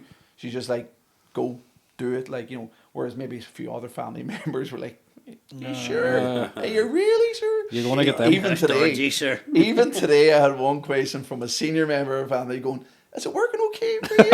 Is it going? I'm like, aye, it's going grand, Mum. We're grand. I'm sorted. And that was always a fallback. I built in a safety net there. If you think about it, if the software never worked, I'm still a registered business. I'm still a financial advisor, and I know I can do it better than anybody else. Because I have my own unique way. In my mind, I'm better than anybody else. Other people might say something different, but at least that's a fallback. If we don't scale and become the fintech financial technology company that I want us to be, and maybe take it overseas, then I'll be very happy helping people understand their finances. And chatting on class shows like this. Nice one. We touch air, clap that. Like that. You many working for you? We have 3 in the office with us, and then we have a couple off-site as well.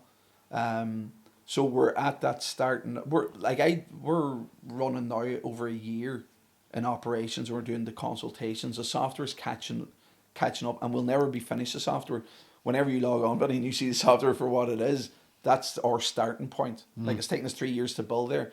But now there's so many different ways that we can go with personal finances, and so many different features we can build in that will never really be finished.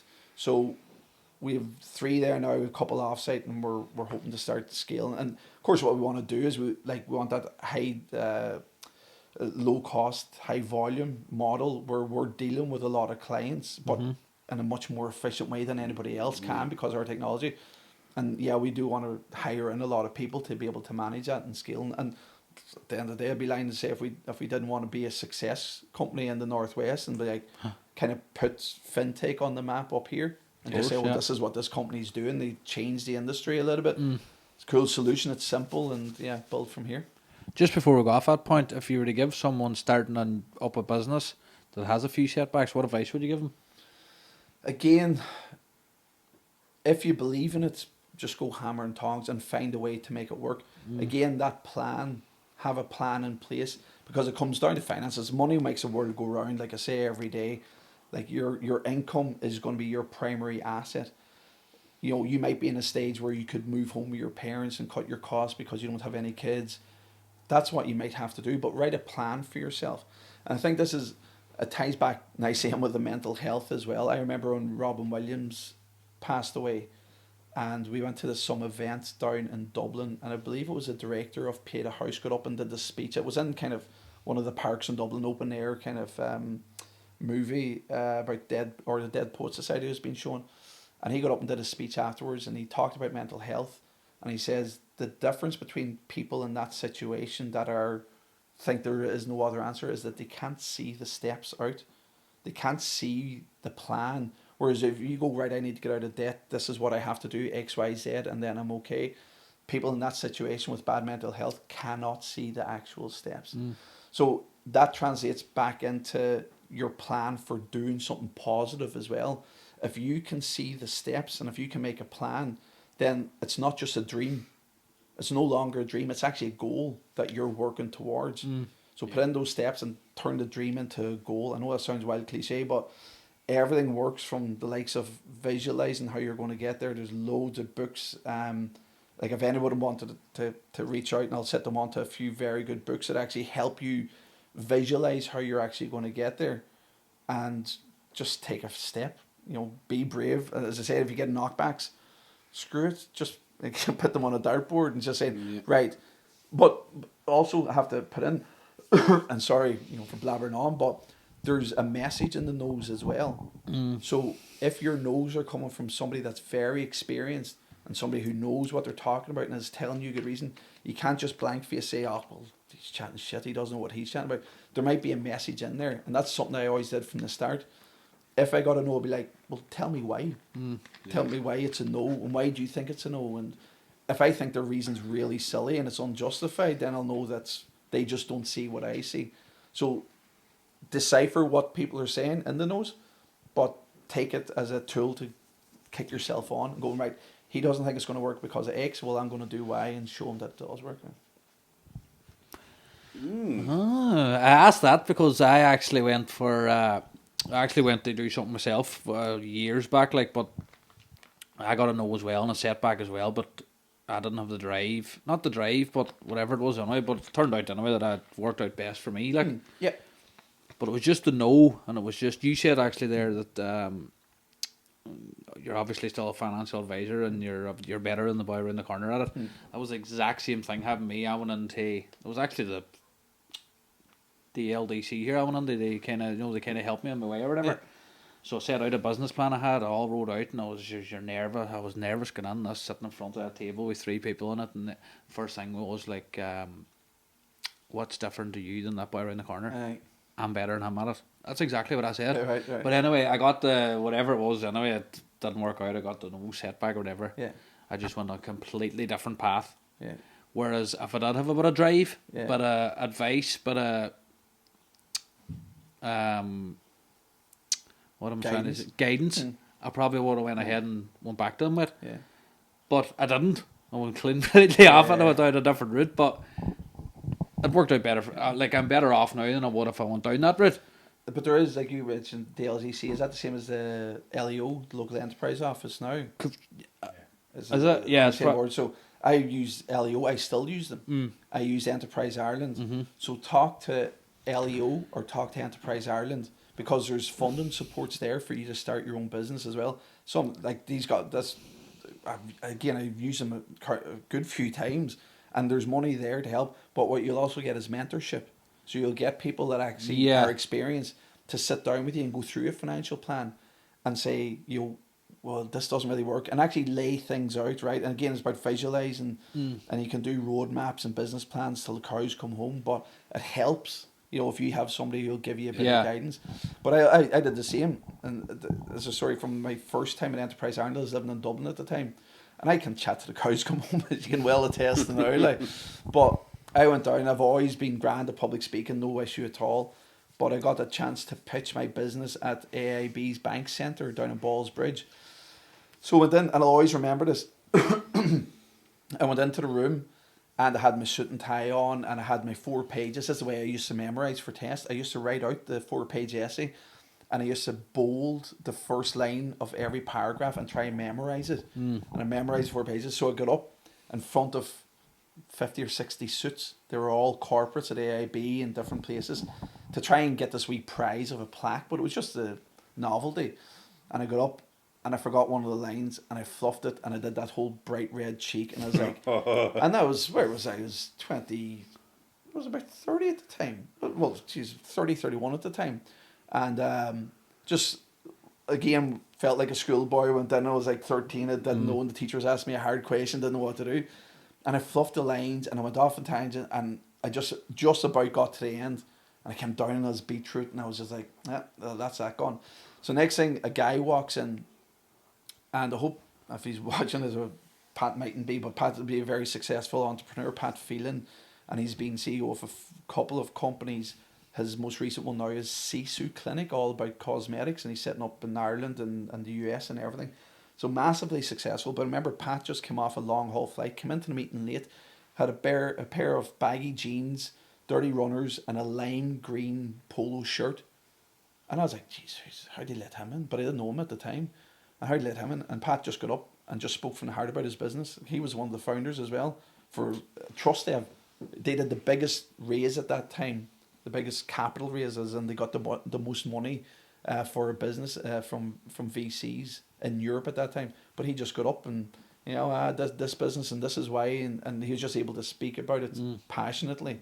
And that's what I believe. Like, he won the competition, and I was left red faced again. Like, but if you believe in it and you have the passion from it, and I made a commitment to myself that I was never going to get emotionally involved in any of them speeches again. Hence why I can get up and chat all day about it now, because I don't care. It's like, don't get emotionally invested into it. Try and see it objectively, and try and see it for what it is. And then again, if you can have a plan, hopefully you can make it work. Yeah. Well, to be fair, that company did help me. It was a couple of years back. Like, there's probably more help out there now, but I went into the thing with a hoodie and a hat on. Like, I probably looked like a fucking... No, I didn't actually, but anyway. But they did throw all the negatives, all the what ifs, all this at me, like, and that's See how you handle it. to see how I handle it. And they probably do that with everybody, like, but I just went off that. Did he play bad cop, bad cop? That's it, actually. But Oh, was dancing school? no, Oh, wasn't it? I was over on actually. Spill the beans. No, I'm not telling you. It's a great idea, just being kept in there. You never know when you might need it. Female stripper, believe it or not. Company. No, I was the stripper. I want to see the costume you wore. Female. Bringing a tub of margarine for the pool. How do you know that? I was one of the judges. I had hair back then. Oh no, that's good. Hey, So social media, you're on social media, so you can get you on... The big ones now, TikTok. I never had a TikTok account before I started the business. frick.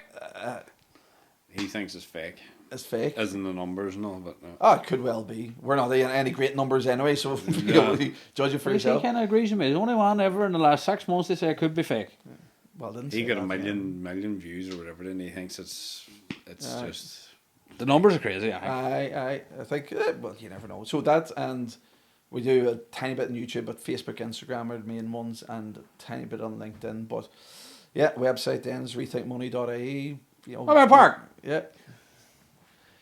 Have you any advice for...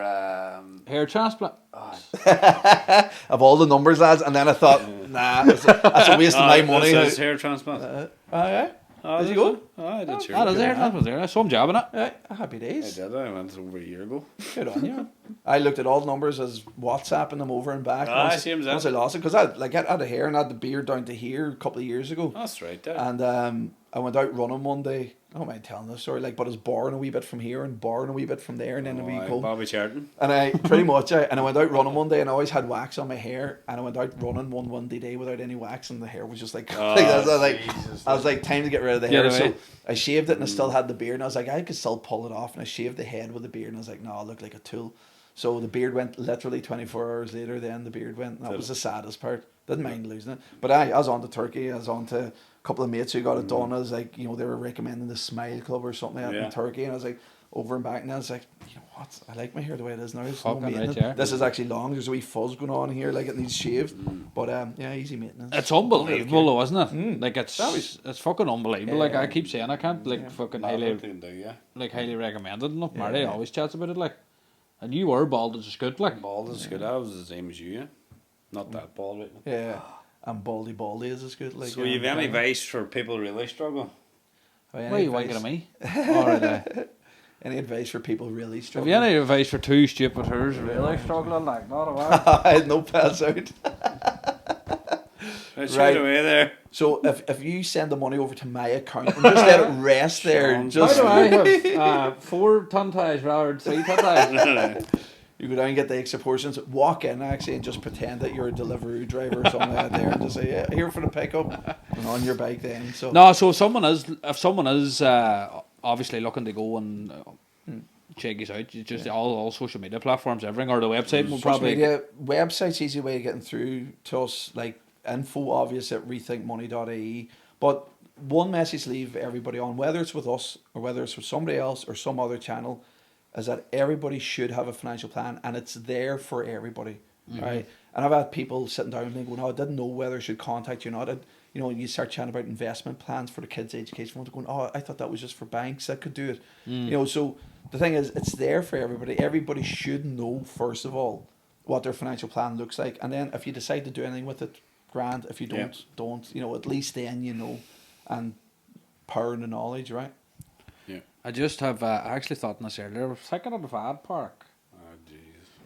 Have you had any Mica owners? I just thought in that earlier that it would be, you know, like looking for advice and stuff. Nah, not really. No, to be honest, I haven't. I'm trying to think of anyone who's come in. Because you're thinking, Maybe one or two applicants for mortgages were just in a position that they could go and buy somewhere else while they got their right, home kind of fixed. Yeah. right. And they were in a lucky enough, fortunate position that they could afford a new mortgage. But no, nothing. We can't really do anything around that. You know, unfortunately, it seems that the common message is the banks don't want to kind of chat to them at the moment or whatever. Like that's a whole legal kind of side that happily I don't get involved in I because just thought that earlier in the Yeah. van. I was like, it'd be if you were to. A lot of people's. What's your favourite takeaway? what's it? In Letterkenny. I'm fucking hungry. Anywhere at all. Letterkenny. No, go Wherever. Letterkenny. Because we could say, Burger King, Big Mac. Trying to think what do we do and what I get. I love but not the what's it called, the chicken burger out of Burrito Local. Oh, Something battered, something aye, the Butter- buttermilk. buttermilk. That's it. Buttermilk chicken. 10 points to Gryffindor champ for that. The steak burgers are lovely in there too. Aye, the Smashing. patty. Yes. Oh my god, the cheese melting down the back of your blob. I just got, I got carried away there. Thinking about something else melting in the back of your Helmet burn. No, that's good. Nah, the burgers are unbelievable there now. They're savage. Where else? What about a hangover? Like if you're Sunday or dirty. See, I live You're never where I live. hungover, There's a where I live. I won't give away my address, but where I live is there's a Put your air quote up Fire's there. Rest. Fire's Rest. Air and quote up there. I just Fire's Rest within stones throw. So for the good greasy kind of. Fire's and they're- hard to beat too. They're like battered sausage and chips with a large portion of that taco sauce. And the salt and vinegar melting the bag of all the chips. Right. Yeah. Hey, Trying to be good and healthy. they're actually open later now, aren't they? 1 o'clock. the- 1 o'clock delivery. Are you serious? Yeah. Don't be telling me that. Horny. Or wife's in bed. Hello? Is that you, Stephen? Aye. Put 4 bottles of sausage on. You're on the front step. Hey, we love takeaways. Hey, what about Chinese? Tin Thai, hard to whack. I only actually got into that Glencar deliveries recently. You know, I was like, Oh, where's the sponsor of the show, Scribble? happy days. I was like, how does this work? I was like, so and you just pay for it and then I give you money. It's like Some job. Just it's hold on savage, 1 yeah. second, right? See, last week, I'm not lying, right? I'm actually not lying. I'll say this. 3 people I explained to you what Glencar delivers do. It's because you get tin Thai night. No, fuck, every time I ring, the phone's off a hook. Text, Scribble, Glencar deliveries. And I'm not lying. You'll have it at your door within 25 minutes. Yeah. That's not a joke. Handy. Tin Thai's old stable, isn't it? Yeah. Thai takeaway. But even the likes of coal, if you need a loaf of bread, Aye, aye. if you need a box of Pringles, what do you get in the Even can? sandry towels. What do you get in the doctor? No, you go to the doctors and then they send you the can. Prescriptions. I can't say that word. Even them. Prescriptions. Even You know what I deliver mean, to the hospital. Dog food. He's serious. Anything. Everything. If you And- forgot your suitcase in Dublin, then go lift it. Aye, it's class. everything. That's good. Yeah. What about that plug, Scuba? Are you going to sponsor I us? got a plug shop. Yeah. Happy We're, days. we're getting advice now with financial. We have no money, Scuba, so sponsor us. Speaking of Pringles, what's your favourite Pringle? Depends. Depends what flavour's that. Oh, that's a fucking funny response. If it's a hangover, salt and vinegar. Oh, should they make you sweat? Well, Yeah, I know Like the that. top of your mouth feel like a rabbit's hole. You know?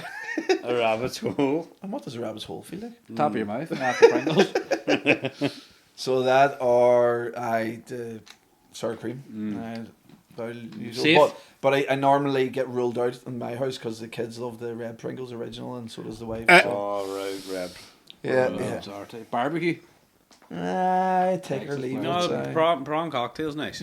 Yeah, but Are they after- just for Christmas? But see, the thing is, you tend to be too good with them because I have to put them back after a third of them, whereas the rest of them I can finish the whole pack. I know, that's Yeah. same sour cream and onions. See, once you start them, good luck. Aye, that's savage. Don't know, no, I think they're too fucking now. No, it's like a pack of Tuck biscuits every time. Oh, jeez, aye. The Tuck? whole go. Yeah. Whole pack of gone, one go. Here's one for you. Do you remember the old disco salt and vinegar? It Oh, used to be brilliant. They Unbelievable. put Do you remember? If you ever get the salt and vinegar replica Pringles from Aldi, just taste like discos. Do Salt they? and vinegar, aye. So they're dangerous on a hangover. Aye. You can good eat them. financial advice here. Yeah, To there you go. Pringles. Save you money as well. Like, but again, like that's something I find wild weird going about the town is because you'll go into one shop and a pack of Pringles is $3.29, and then go across the road into another shop and they're on special for €2. Not even a special; it's just their standard price. Like, Aye. but it's mad the difference. And again, that's one kind of looking back to financial advice. If people are actually just smart with how they actually spend, actually just look at the price. And another tip is when you go to do your grocery shopping, look at the price per kilo. You know, if you're buying chicken breasts and stuff like that, and they're all different variations. You know, some are cut up, some are not. But if you look at the price per kilo, and every stamp, price tag will have it, and then you can save a packet on that as well. Like so.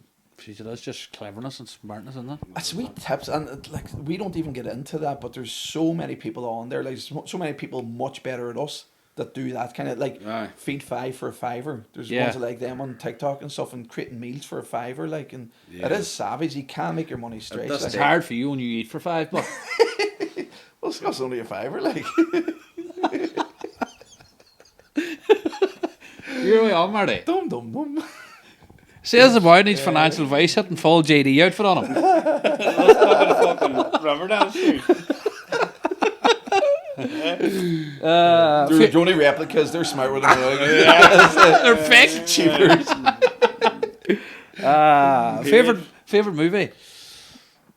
I come back to financial. Well, the old. I've two. I'm allowed two. Fuck, actually, I want to ask you about two films. Go ahead. The Matrix is my. Right. My God. Write that down. And the Clap Matrix. that. Why? And Matrix. Never unbelievable. ever. That's no one's ever said that before. Really? I know, and Matrix. I love it too. That's some show to be fair. And the more recent, The Big Short. Haven't seen it. Savage. Won a pile of awards, that didn't it? What is the Aye. Big Short? The Big Short is about the biggest trade about the financial crash in 2008. It's got your man from The Office, Steve Carell. It's but it's all brilliant. about the story about a trader who foresaw the collapse of the housing market, and he bet against it. So in the stock market, you can bet if a price is going up, but you can also bet if a price is going to go down. Right. And what he did is he went and invented this instrument called a credit default swap, which meant that he made just a ridiculous amount of money because he saw all the loans were pure muck. Like the subprime mortgages, right? Yeah. But he knew eventually people wouldn't be able to repay these loans.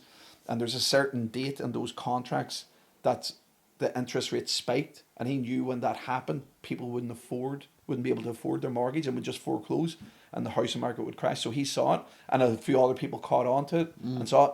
But the movie is brilliant. It just explains it in detail, and they even have goofy kind of interactions about it where like celebrities come in and explain the complicated stuff, like what you call her Margot Robbie and Selena Gomez. There's wee kind of cameo roles and stuff for them, but it's all about that trade. Is it easy caught on to for dyslexic folk? Like? It really is. It's really, really simple, but it just shows you. You know what it shows you? The madness of financial markets and how stupid they are, and how mad they operate, and how greedy So people are. this is real life. He's a multi-millionaire. Yeah. And there's one thing that he invests in since that. Now I've heard he's gone into something different, but one thing he's invested in since then is water. If you believe that. Water. Water. Like bottles of water. Water. So all things water, like that's what he invests in. Stash. But it is a class watch because you're just sitting scratching your head going, how the fuck is that possible? Like, are people so greedy? How do they make so many millions of euros? And nobody cares. And that's the thing again about that over complexity of financial markets. Yeah. They love people not understanding because they just make tons and tons of money. That they're very dark corners in financial services if you look closely enough. So, but yeah, they're my two, Matrix and The Big Short. Are we in the stock market? Oh, CNN podcast, no? no, don't say anything. I'll be arrested. Tax man be knocking at the door. So was like Jordan Belfort like a king in your eyes? No, or do you like The Wolf of Wall Street?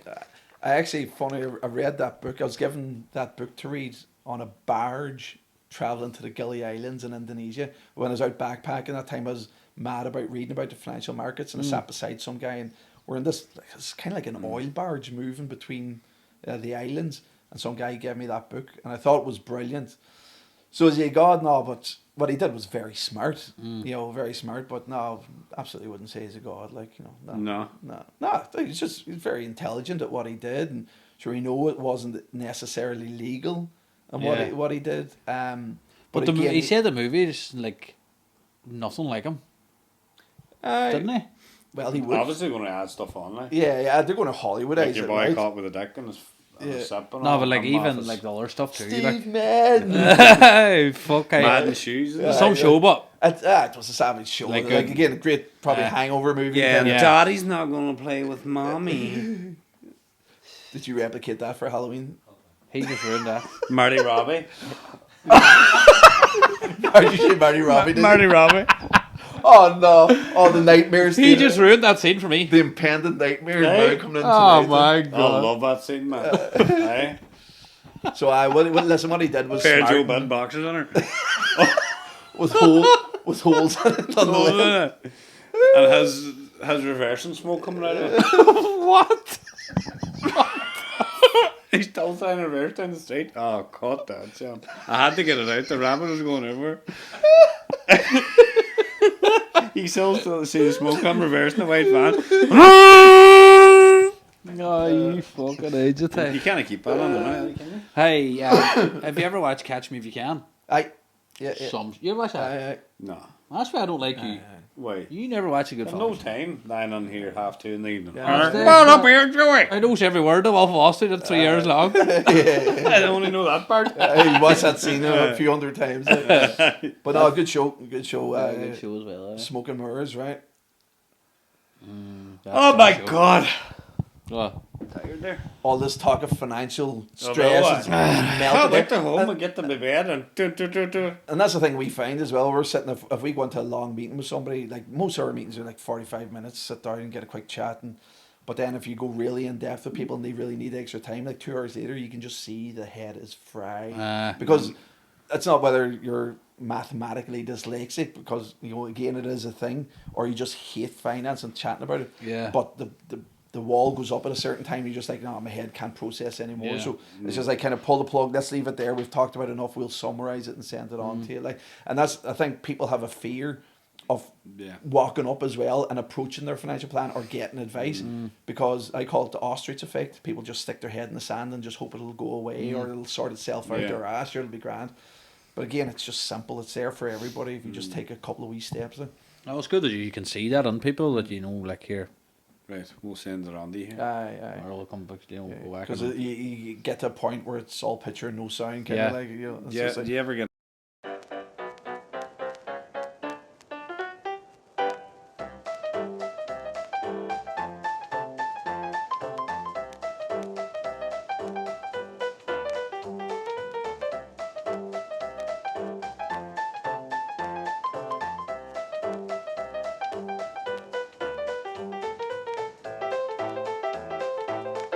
No, don't cut all that out part. But no, to be fair, I was on and we're back. we're back. I was on your Instagram earlier, just going through spying, creeping, and all that crack. Just to see what we had to watch you. But I seen something. Someone sent you a card, thanking you for your services. Was that pretty nice? Aye, it's mad. It's mad how we've lost. Actually, this is not giving anything away. This is a taxi driver in Dublin, and he's constantly asking me for cards so he can give them out. Because again, just jump on, have a good honest chat. And I think with this gentleman, I was like, you know, there's nothing really we needed to do for him. It's just like, take this advice, do that, and a bit of tweaking over there. And then I had people call me up and saying I was chatting to, you know, in a Dublin taxi, and he told me to give you a call, and I've had referrals come left, right and centre. But again, that little small card, it's mad how we have lost the personal touch and how much that actually means, because that came through the door. We're like, Yeah. Jesus, that's great. You know, whereas people are more online now. You know, Yeah. in the comments, you're shite. you know, Yeah. you know, or people love giving you bad. You know, Oh, I Oh, 100%. bad that's touch, like- keyboard warriors. yeah, yeah. But it's nice. I get maybe touch. That's what I just thought to myself. It must be a great feeling. Hmm. Like even. It must be a great feeling, actually. Was it to talk about the scene? Yeah. That's what got you going, is it? Smell your hand. What does it smell Smells like? a muck's ball. Hey, see, on that note, On that note. we're going to leave it there because he's getting. You see him slipping I in know, the. but getting overtired. I've been good for so long. Did he nap today? No, he's creeping in the. He's creeping in the Mardy buzz. Yeah, but I've been good for so long. On that note, I want to thank Sean for coming on, taking time out of family life and everything to come on with me and Vinny on our 31st episode, Vinny. Yeah. And if you want to get him on Instagram, TikTok, Facebook, and he's there for free advice. We'll get it all up there. Rethink Money. And me and Vinny just can't wait now to get on our phone and put it on. And do you have a thumb that goes up? You're fucked. yeah. For Vinny. It's like the one that kind of hangs in the gladiator, goes. Oh no, that's what's going to happen to me. Oh, but thanks very much. Thanks, I not like all joking aside. It opened my eyes just hearing that like fucking that or talk or just that really did open my eyes. And I will check it out now. And if you are folks struggling out there, get on and give Sean a shout. And I'm sure you know by watching the podcast. If you are, he will help you out. And obviously coming up to Christmas is tight for some people. Yeah. Not Marty because his pay raises and he works for JD Sports. Cut that fucking part out. Jesus Christ. I'm looking to get it off me. Or I mean, my t-shirt off me. But no, I'd say, folks, we'll end that there. We just want to say a massive thanks this week. Sponsor, P. McGrannon Films. Every time now and again, Park jumps on, sponsors us. He's a new hat every time. Did you... I just revoluted us 500 there, just every every episode. P. McGrannon Films on Instagram, folks, and for all your wedding needs. Porno needs. He does pornos too. Does pornos. Oh, that's MG Media. That's all our business. That's all our business. Sorry. So yeah, for all your film and each content needs, contact P. And thanks again for sponsoring. And Sean, thanks again. Very interesting chat. And yeah, best of luck with everything and happy Christmas. Is that Park? Because I'm Boston for a shout. Boston.